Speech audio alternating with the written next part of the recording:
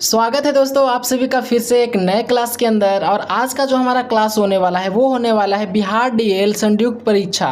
अगर आपका भी एग्ज़ाम 21 जून या फिर 22 जून का है तो ये मॉडल पेपर आप लोगों के लिए काफ़ी ही ज़्यादा इंपॉर्टेंट हो सकता है। कि इस मॉडल पेपर को देखने के बाद आप अपनी सीट एक पक्की कर सकते हो। तो सारे क्वेश्चन को ध्यान से देखिए और जिस क्वेश्चन का आंसर याद रहेगा उसका आंसर आप लोग कमेंट करके ज़रूर बताइएगा। इससे आपका कॉन्फिडेंस हाई होता है और कॉन्फिडेंस हाई रहेगा तो आप लोग कोई भी एग्जाम को फोड़ सकते हो। तो चलिए बढ़ते हैं हम अपना क्वेश्चन की तरफ। तो हमारा सबसे पहला क्वेश्चन क्या कह रहा है कि बक्सर का युद्ध किस वर्ष लड़ा गया था। काफ़ी इंपॉर्टेंट प्रश्न पूछा जा रहा है कि बक्सर का युद्ध किस वर्ष लड़ा गया था। और हर एक क्वेश्चन के अंदर मैं आप सभी को 1 से 2 सेकंड का टाइम दूंगा। अगर आंसर याद रहेगा तो आप लोग कमेंट बॉक्स में कमेंट जरूर कीजिएगा, इससे आपका कॉन्फिडेंस हाई होगा। तो इसका राइट आंसर हो जाएगा ऑप्शन नंबर बी 1764। और यहाँ से आपसे प्रश्न पूछा जा सकता है सबसे पहले कि 1757 में कौन सा युद्ध हुआ था, या फिर ऐसे भी पूछ सकता है कि प्लासी का युद्ध कब हुआ था। तो बताना है कि प्लासी का युद्ध हुआ था 1757 में। दूसरा यहाँ से पूछ सकता है कि पानीपत का तीसरा लड़ाई कब हुआ था। तो बताना है 1761 में पानीपत का तीसरा लड़ाई हुआ था। तो ये दोनों क्वेश्चन को ध्यान में रखना है। चलिए दूसरा नंबर प्रश्न क्या कह रहा है, राज्यसभा का पदेन अध्यक्ष सभापति कौन होता है। तो इसका right answer option number B हो जाएगा उपराष्ट्रपति। तीसरा नंबर प्रश्न है विश्व का सबसे गहरी झील कौन सी है। तो ये हो जाएगा बैकाल झील। राइट आंसर हो जाएगा ऑप्शन नंबर सी। चौथा नंबर प्रश्न है किस भारतीय राज्य की तट रेखा सबसे लंबी है। तो ये हो जाएगा ऑप्शन नंबर सी गुजरात। और यहाँ से आपसे प्रश्न पूछ सकता है कि तमिलनाडु का शास्त्रीय नृत्य क्या है। तो आप लोग को बताना है कि तमिलनाडु का शास्त्रीय नृत्य हो जाएगा भारतनाट्यम। भारतनाट्यम तमिलनाडु का शास्त्रीय नृत्य है। 5 नंबर प्रश्न है, इंपॉर्टेंट प्रश्न है, क्वेश्चन को ध्यान में रखिएगा। गांधी इरविन समझौता किस वर्ष हुआ था। तो ये हुआ था 1931 में। तो राइट आंसर हो जाएगा इसका ऑप्शन नंबर बी। और यहाँ से काफ़ी इंपॉर्टेंट प्रश्न बनता है। सबसे पहले आपसे पूछा जाएगा कि दांडी यात्रा कब हुआ था। तो याद रखना है कि दांडी यात्रा 1930 में हुआ था। दूसरा गांधी इरविन समझौता कब हुआ था। तो याद रखना है कि 1931 में गांधी इरविन समझौता हुआ था। इसको भी आप लोग को याद रखना है। और यहाँ से एक प्रश्न को याद रखना है कि 1935 में द्वितीय विश्व युद्ध हुआ था। तो इसको भी याद में रखना है कि द्वितीय विश्व युद्ध कब हुआ था। तो 1935 में हुआ था। और यहाँ पे 1932 में हुआ था पूना समझौता। इसको भी याद में रखना है कि पूना पैक्ट हुआ था। पूना समझौता नहीं हुआ था, पूना पैक्ट हुआ था 1932 में। चलिए छठा नंबर प्रश्न है कि बिहार का लोक नाट्य कला विदेशिया के जनक कौन माने जाते हैं। तो इसका right answer option number B हो जाएगा भिखारी ठाकुर। 7वां नंबर प्रश्न है असहयोग आंदोलन के दौरान बिहार में सादाकत आश्रम की स्थापना किसने की थी। तो ये की थी। का राइट आंसर हो जाएगा ऑप्शन नंबर बी। चलिए 8वां नंबर प्रश्न है बिहार में प्रसिद्ध सोनपुर मेला किस नदी के संगम पर आयोजित होता है।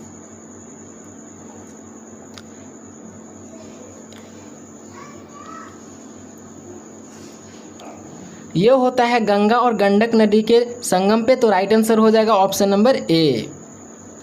9वां नंबर प्रश्न है विक्रमशिला विश्वविद्यालय के अवशेष बिहार में किस जिले में स्थित है। ऑप्शन है नालंदा, भागलपुर, गया या फिर वैशाली। तो इसका राइट आंसर हो जाएगा ऑप्शन नंबर बी भागलपुर। और यहाँ से एक प्रश्न को याद रखिए कि बिहार का सबसे गर्म जिला कौन सा है। तो गया हो जाएगा सबसे गर्म जिला। 10वां नंबर प्रश्न क्या कह रहा है कि भारतीय संविधान के किस अनुच्छेद के तहत राज्यपाल की नियुक्ति का प्रावधान है। तो ये हो जाएगा ऑप्शन नंबर बी अनुच्छेद 153। तो right answer option number B हो जाएगा। 11 नंबर प्रश्न है योजना आयोग को भंग करके किस वर्ष नीति आयोग का गठन किया गया। तो ये किया गया था 2015 में। राइट आंसर हो जाएगा ऑप्शन नंबर बी। अब हमारा 12 नंबर प्रश्न है लोथल नामक प्रसिद्ध सिंधु घाटी सभ्यता भारत के किस राज्य में स्थित है। तो ये स्थित है गुजरात में। राइट आंसर हो जाएगा ऑप्शन नंबर सी। 13 नंबर प्रश्न है, भारत में स्थानीय स्वशासन का जनक किसे कहा जाता है?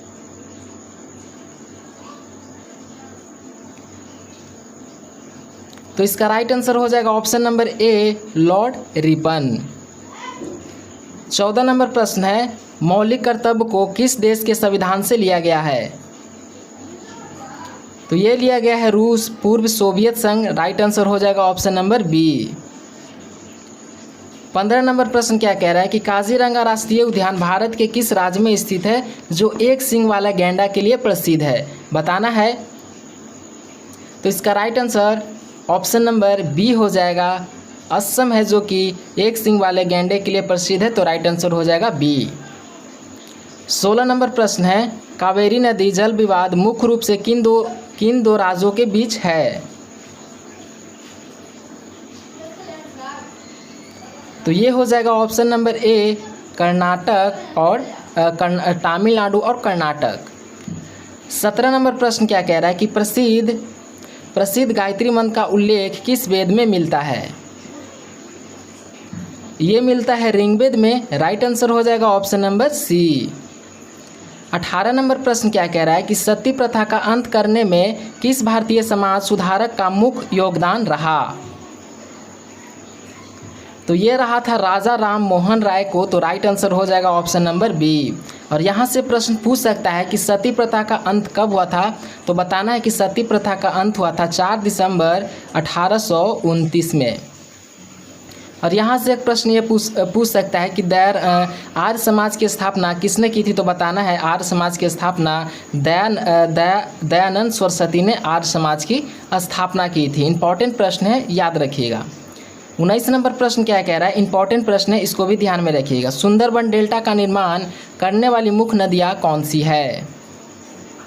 तो ये हो जाएगा गंगा और ब्रह्मपुत्र। राइट आंसर हो जाएगा ऑप्शन नंबर ए। 20 नंबर प्रश्न है, भारत में करेंसी नोट कौन जारी करता है? बताना है कि भारत में जो करेंसी नोट जारी करता है वो कौन करता है? तो ये करता है भारतीय रिजर्व बैंक। राइट आंसर हो जाएगा ऑप्शन नंबर सी। और यहाँ से इंपॉर्टेंट प्रश्न बनता है कि स्टेट बैंक का स्थापना पूछ सकता है कि कब हुआ था? तो बताना है 1 जुलाई 1955 को हुई थी। और दूसरा आरबीआई की स्थापना कब हुई थी? तो ये हुई थी 1 अप्रैल 1935 में भारतीय रिजर्व बैंक की स्थापना हुई थी। 21 नंबर प्रश्न क्या कह रहा है? इंपॉर्टेंट प्रश्न है, मानव शरीर में रक्त का थक्का बनने में कौन सा विटामिन सहायक है? यानी कि अगर कहीं पे कट जाए या फिर छिल जाए तो जो रक्त थक्का जमाता है वो कौन सा विटामिन की मदद से जमाता है?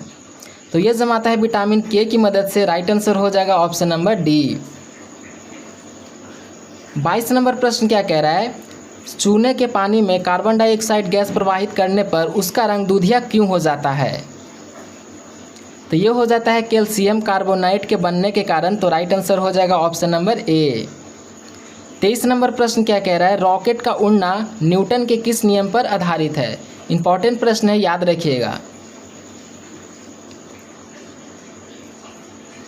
तो ये हो जाएगा ऑप्शन नंबर सी, गति का तृतीय नियम। राइट आंसर हो जाएगा ऑप्शन नंबर सी। 24 नंबर प्रश्न क्या कह रहा है? शुष्क बर्फ वास्तव में क्या होता है? बताना है कि शुष्क बर्फ वास्तव में क्या होता है? तो ये होता है ठोस कार्बन डाइऑक्साइड। राइट आंसर हो जाएगा ऑप्शन नंबर बी। 25 नंबर प्रश्न है, पत्तियों का हरा रंग किस वर्णन की उपस्थिति के कारण होता है? इंपॉर्टेंट प्रश्न है, एग्जाम में पूछा जा सकता है। तो ये होता है क्लोरोफिल हरित लवक के कारण। राइट आंसर हो जाएगा ऑप्शन नंबर बी। 26 नंबर प्रश्न है, गाजर में मुख्य रूप से कौन सा विटामिन प्रचुर मात्रा में पाया जाता है? दिया गया है option vitamin A, vitamin C, vitamin D या फिर विटामिन के। तो राइट आंसर हो जाएगा option number A, vitamin A गाजर में प्रयुक्त मात्रा में पाया जाता है। और साथ में यहाँ पे ये भी पूछा जा सकता है कि विटामिन डी किस में पाया जाता है? तो याद रखिए कि विटामिन डी हम लोग सूर्य के प्रकाश से ले सकते हैं विटामिन डी। 26 नंबर प्रश्न क्या कह रहा है? प्रतिध्वनि सुनने के लिए श्रोता और प्रवर्तक सतह के बीच न्यूनतम कितनी दूरी होनी चाहिए?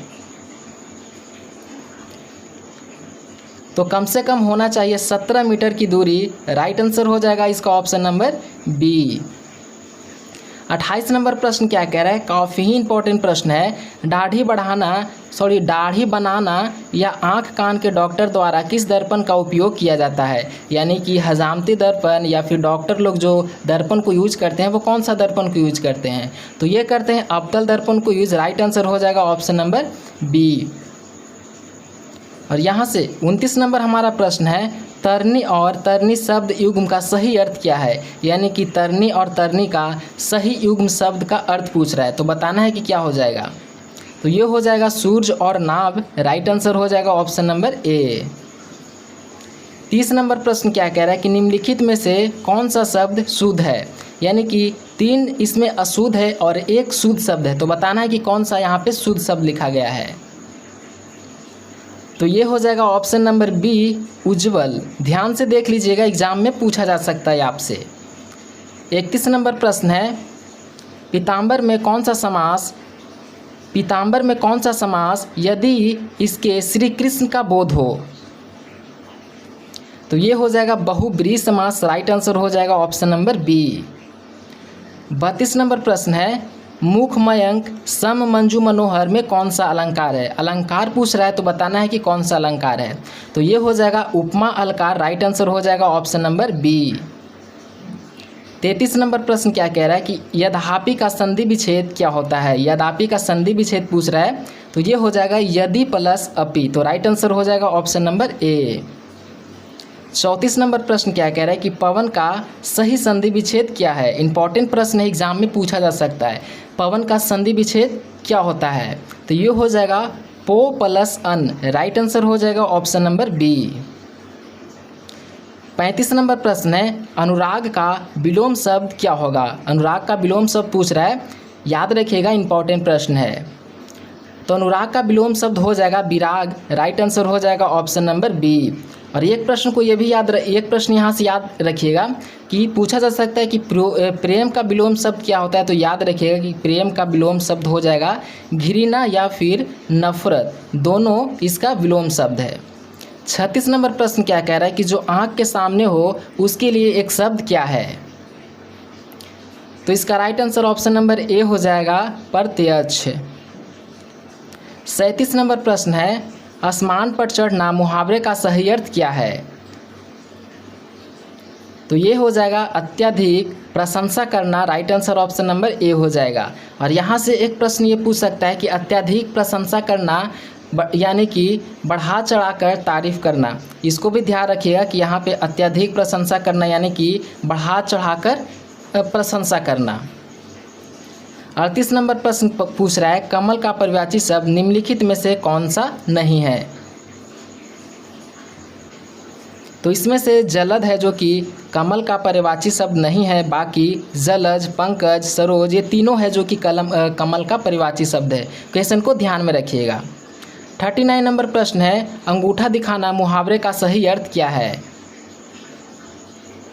तो ये हो जाएगा मदद करने से साफ मना करना। तो राइट आंसर हो जाएगा ऑप्शन नंबर ए। 40 नंबर प्रश्न क्या कह रहा है कि लड़का शब्द में कौन सी संज्ञा है? पूछ रहा है कि लड़का शब्द कौन सी संज्ञा है? तो ये हो जाएगा जातिवाचक। राइट आंसर हो जाएगा ऑप्शन नंबर बी।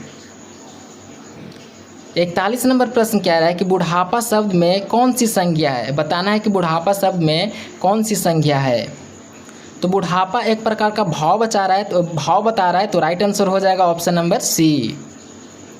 42 नंबर प्रश्न क्या कह रहा है कि अशोक ने पत्र लिखा, इस वाक्य में कौन सा कारक है? तो कर्ता ने कर्म को करण से, यहाँ पे देखो कर्ता ने यानी कि पहले ही हमारा आ चुका है कर्ता ने, यानी कि ये हो जाएगा कर्ता कारक। तो राइट आंसर हो जाएगा इसका ऑप्शन नंबर बी। 43 नंबर प्रश्न है, पेड़ से पत्ता गिरा, इस वाक्य में कौन सा कारक है? यानी कि अलग हो रहा है, पेड़ और पत्ता दोनों अलग हो रहा है, तो ये हो जाएगा अपदान कारक। तो राइट आंसर हो जाएगा इसका ऑप्शन नंबर बी। 44 नंबर प्रश्न क्या कह रहा है कि विद्यमान शब्द का स्त्रीलिंग रूप क्या होगा? यानी कि स्त्रीलिंग पूछ रहा है विद्यमान शब्द का, तो ये हो जाएगा विदुषी। राइट आंसर इसका ऑप्शन नंबर ए हो जाएगा। 45 नंबर प्रश्न है, निम्नलिखित में से कौन सा शब्द तत्सम है? इसमें से तत्सम को बताना है कि कौन सा शब्द है जो कि तत्सम है। तो ये हो जाएगा अच्छी। राइट आंसर हो जाएगा ऑप्शन नंबर सी। 46 नंबर प्रश्न है, उत्पत्ति के आधार पर शब्दों में कितने भेद होते हैं। पूछ रहा है कि उत्पत्ति के आधार पे शब्दों में टोटल कितने भेद होते हैं। तो ध्यान रखिएगा कि 4 भेद होते हैं। तो राइट आंसर हो जाएगा इसका ऑप्शन नंबर सी। 47 नंबर प्रश्न है, रौद्र रस का अस्थाई भाव क्या होता है। बताना है कि रौद्र रस का अस्थाई भाव क्या होता है। ऑप्शन में दिया गया है भय, शोक, क्रोध या फिर विस्मय।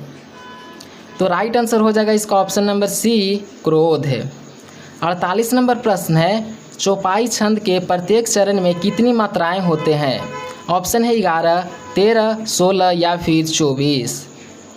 तो ध्यान में रखिए कि 16 चौपाई छंद में चरण की मात्राएं होते हैं। तो राइट आंसर हो जाएगा ऑप्शन नंबर सी।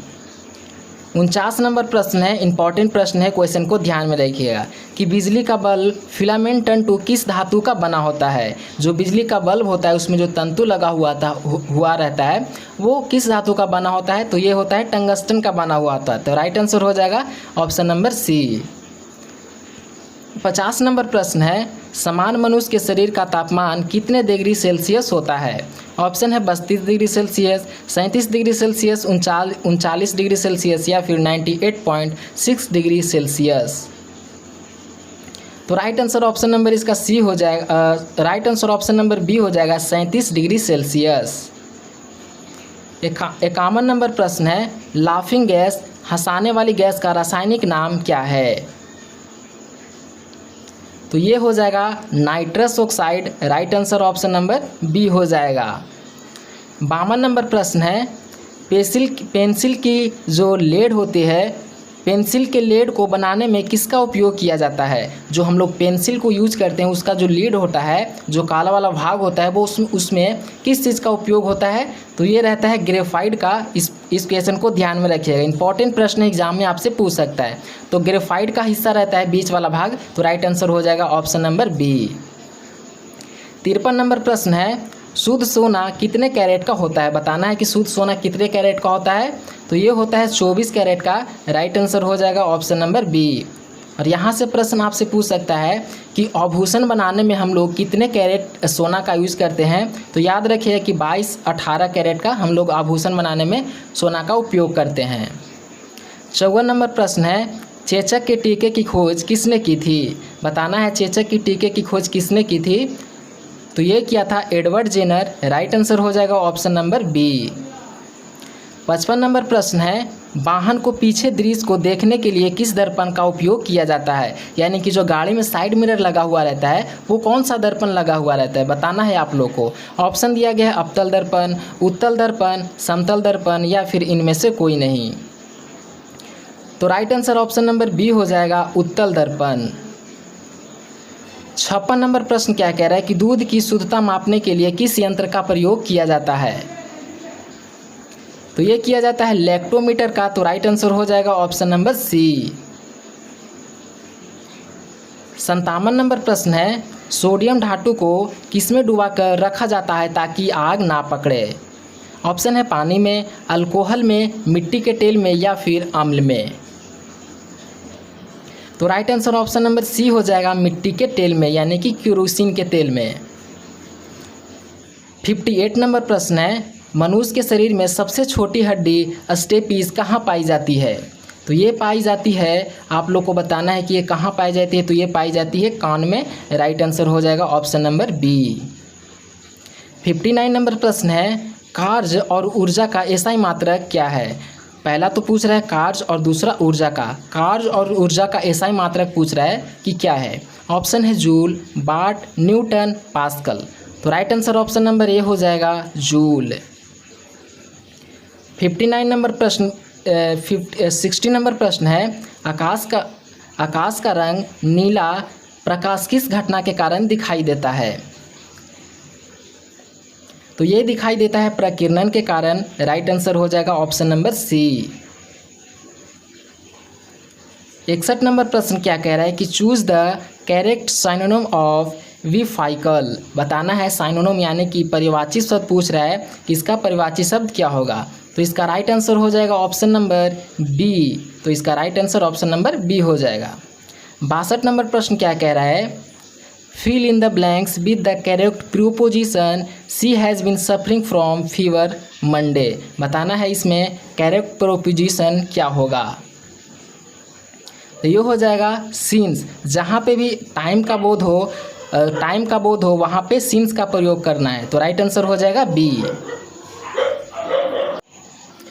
चलिए 63 नंबर प्रश्न क्या कह रहा है कि चूज द करेक्ट स्पेलिंग, यानी कि इसमें से 3 स्पेलिंग है जो कि गलत लिखा हुआ है, तो आप लोग को राइट स्पेलिंग को बताना है। तो इसमें से राइट जो लिखा हुआ है टुमारो, ये वाला हो जाएगा right answer, option number A हो जाएगा।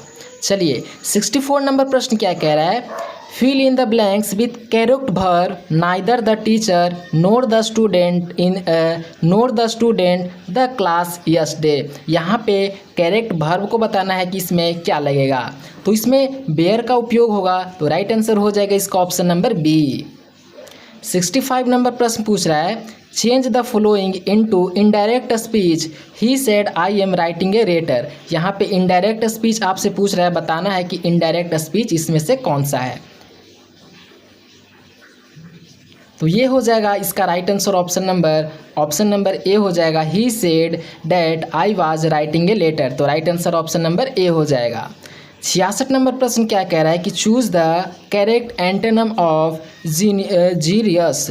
इसको बताना है एंटोनिम, यानी कि इसका विलोम पूछ रहा है, उल्टा शब्द पूछ रहा है इसका। तो बताना है कि इसका उल्टा शब्द क्या हो जाएगा। तो इसका उल्टा शब्द हो जाएगा ऑप्शन नंबर बी।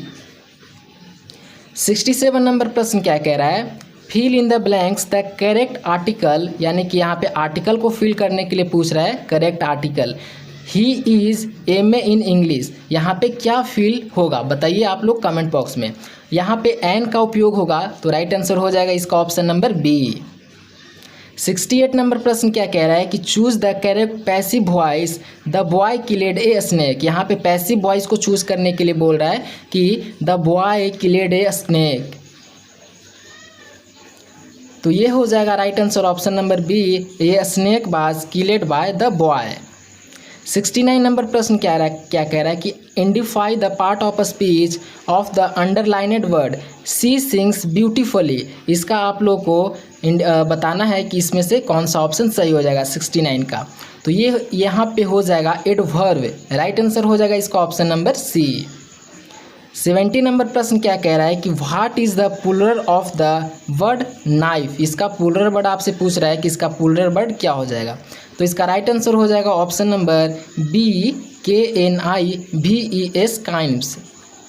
71 नंबर प्रश्न है, choose the correct synonym of वीरिफ, यानी कि सिनोनिम का मतलब आपसे पूछ रहा है परिवाची शब्द। परिवाची शब्द आप लोग को बताना है। तो इसका परिवाची शब्द हो जाएगा शॉर्ट, इसका परिवाची शब्द हो जाएगा शॉर्ट। तो right answer option number A हो जाएगा। 72 नंबर प्रश्न क्या कह रहा है कि fill in the blanks the Ramayana is a holy book. यहाँ पे क्या फिल होगा आप लोग को बताना है। सिंपल प्रश्न है, एग्जाम में आपसे पूछा जा सकता है, इंपॉर्टेंट प्रश्न भी है। तो यहाँ पे फिल होगा ए होगा। तो राइट आंसर हो जाएगा इसका ऑप्शन नंबर ए।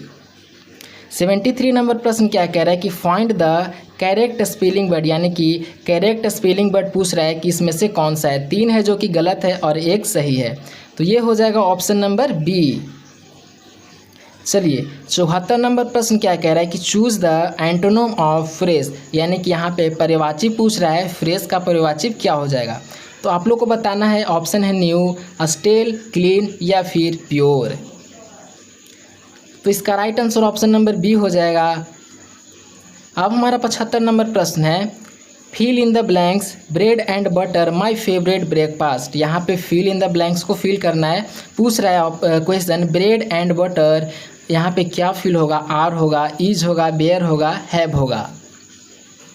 तो यहाँ पे इज होगा, राइट आंसर हो जाएगा ऑप्शन नंबर बी।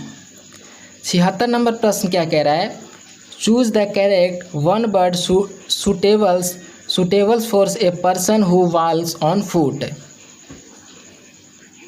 तो ये हो जाएगा option number A, right answer. 77 number प्रश्न क्या कह रहा है कि complete the item barking dogs in the cell Dom.